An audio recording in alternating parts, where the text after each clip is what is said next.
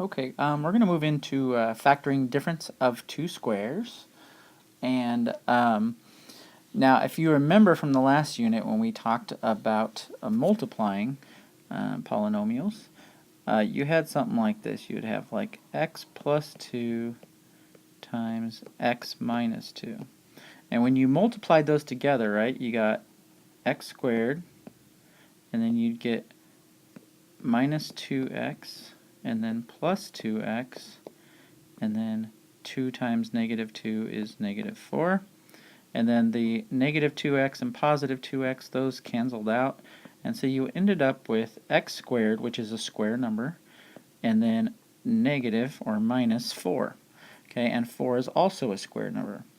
Now this is called the difference of two squares because it has x squared is a square and 4 is a square, and a difference is subtracting.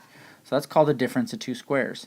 And now if you remember that, okay, from the beginning, if you look back at the beginning here, to put it back into the multiplication part, what you do is you put two parentheses together, and you take the square root of the first term, which is the square root of x squared is just x, and then the square root of 4 is 2, and then you make one positive and one negative.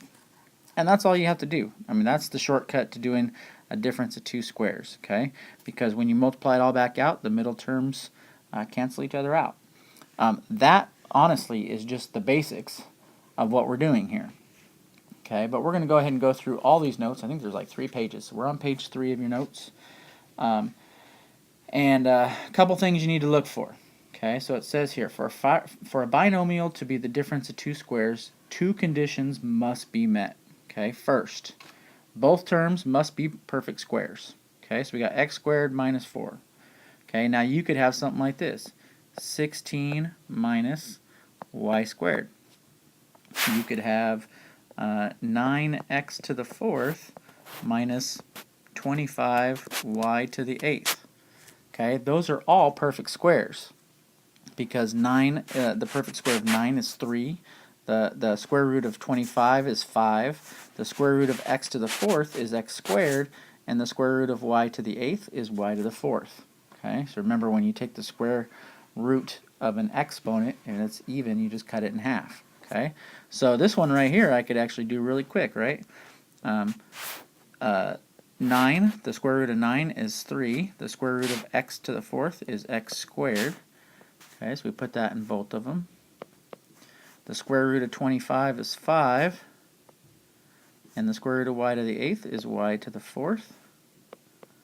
Sorry, ran out of room there. And then you put a plus in one, put a minus in the other. There you go. Okay, that's the basics to this. It's very, very simple. You just have to remember what you're looking for. Okay, and you're looking for perfect square, subtraction sign. Okay, and if you remember that, you're in good shape. Alright, so the examples you have there, it says first, is 9x squared minus 36 a difference of two squares? Okay, so let's look at it. Is 9 a perfect square number? Yeah, its square root is 3, right? And is x squared a perfect square number? Yes, its square is x. Okay, then what about 36? Yep, 36, its square root is 6. Okay, and then you have a minus in the middle.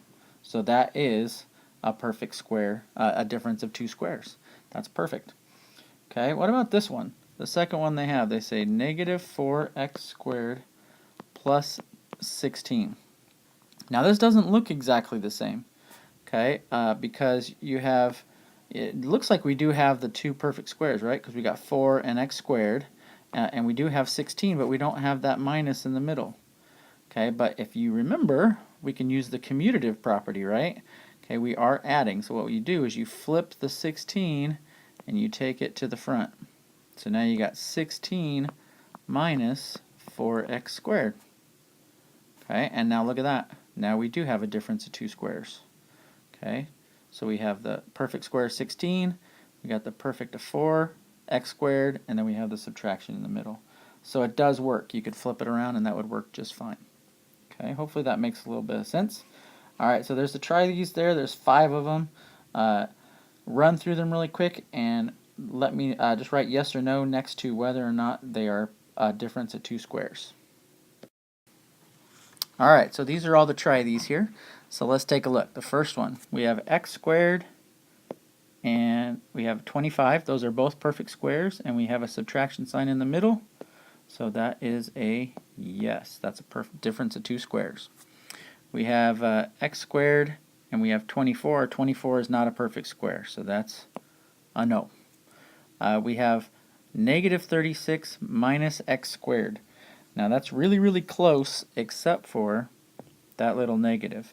Now even if you flipped it around, right, this would become negative x squared minus 36, and we'd still have the negative there. So this one's going to have to be a no there. Okay, that negative throws it all off.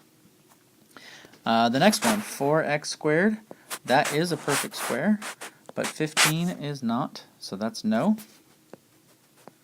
And finally, we have negative 49 plus 16a squared.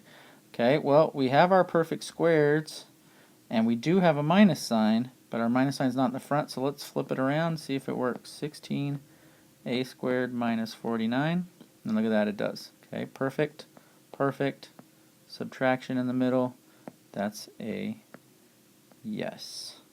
Okay, so that's the basics to it. Okay, we've already got that part down. Let's keep moving on. Okay, we flip over to page 4 here. And the first paragraph, it says if you have a times b times a minus b, you end up with a squared minus b squared. Okay, and basically that's just showing you what I already did. Okay, and so if you look through, yeah, you do end up getting the difference of two squares. Okay, well, so basically what they're showing you is the opposite. And look at, I'm going to show you it now with just variables, because sometimes people get a little thrown off with just variables in there. Okay, so we have a squared is a perfect square, b squared is a perfect square, and the subtraction in the middle. So if you work this one out, you should get the square root of a squared is a, you put that in the front. Square root of b squared is b, you put that in the back. And one gets a plus and one gets a minus. That's all there is to it. Okay, so you have a bunch of examples here. Okay, so the first one is 4x squared minus 25. Okay, and the first thing to do is to look.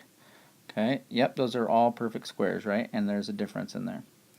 All right, now, what they're showing you here in your notes, okay, they put this little part here. They do 2x squared. What they're doing is they're just showing you what the actual square roots of them are.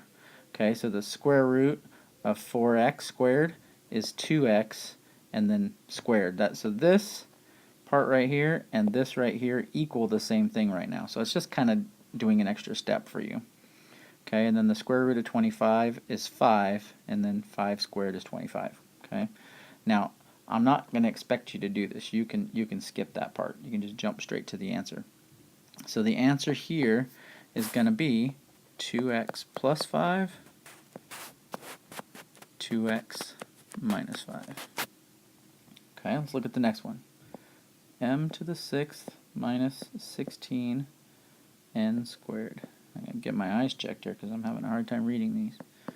Oh my goodness. Okay, so let's skip this middle step. We'll cross that part out. We'll go straight to the end. So the square root of m to the 6th, that's going to be m to the 3rd. Okay. And then the square root, we'll start with the number 16. Square root of 16 is 4. And then the square root of n squared is just n. And then you put a plus in one and a minus in the other. Okay? Hopefully you're getting these as we're going along and they're making sense to you.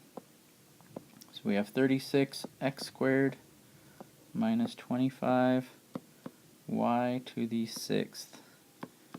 Okay, so square root of 36 is 6. Square root of x squared is just x. Square root of 25 is 5. And square root of y to the 6th is y to the 3rd. It's a very bad third over there. Sorry about that. See that? Nah, I just made it worse. Tried to make it better. It didn't work. We'll erase it and start that over again. If you ever have sloppy work, make sure you go back and fix it. Okay, then you finish it up by doing plus in one, minus in the other.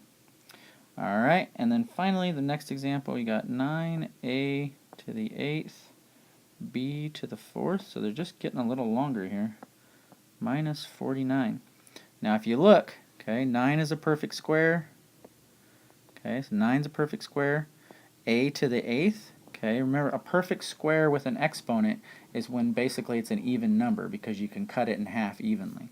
Okay, so a to the 8th is a perfect square, b to the 4th is a perfect square, 49 square root is 7, and we have our minus, so we're good. Okay, so let's take a look. So, square root of 9 is 3. Square root of a to the 8th is a to the 4th. Square root of b to the 4th is b squared. Square root of 49 is 7. That goes in the back. That's an ugly 7. Sorry about that. And you have plus and minus, and you're done. Alright, so you have a few more examples in the try these right there. So you got 4 of them. Give those a shot very quickly. Alright, so let's take a look at these. Okay, so the first one, we have 4y squared minus 49. 4 is perfect square, y squared is, and so is 49, and we got a subtraction, so we're good. So, square root of 4 is 2, square root of y squared is y. Square root of 49 is 7, and we do our plus and our minus, and remember that takes care of that middle part. They cancel each other out. Okay, 16x squared minus 25y squared. So, square root of 16 is 4, square root of x squared is x, square root of 25 is 5, square root of y squared is y, and we do our plus and minus. Okay, hopefully you got all these before I did them. Okay, these you know are perfect squares because the exponents are even, so you're good. So a to the 8th, the square root of that is a to the 4th. The square root of b to the 4th is b squared. So a to the 4th, b squared. And then square root of 4 is 2. And you have a plus and a minus. Good. And the last one, 25, the square root of that is 5. Square root of a to the 10th is a to the 5th. It's a bad a. Still a bad a. Let's fix that.